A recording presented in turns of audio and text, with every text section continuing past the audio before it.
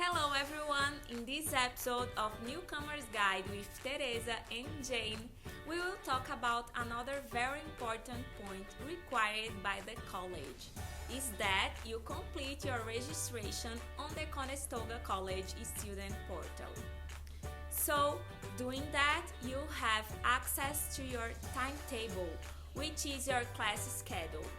How can they complete that registration, Jane? Can you explain us? No problem, Teresa. Of course, once you receive your student visa, you can upload it on your student portal. So, if you are currently in Canada, upload a copy of the study permit you received at the Canadian border when you arrive. Just to let you know, guys, a valid study permit is the only document accepted and is required to start your program, okay? So, to complete registration, your study permit must be uploaded to the portal as soon as you arrive, but no later than the first day of your classes.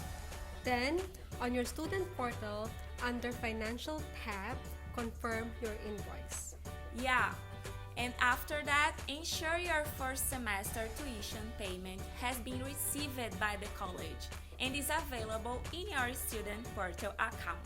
Date your current address on your student portal. So, are you currently in Canada? If yes, use local address. Please note that do not update your address to a Canadian address until you have arrived in Canada. Yes, this is important. Last but not least, you must upload a photo of yourself to be used on your one card. All photos will be reviewed to ensure that they meet the necessary requirements. Those requirements are on your student portal under one card important information. Right, so did you like this video? Comment yes below and hit subscribe.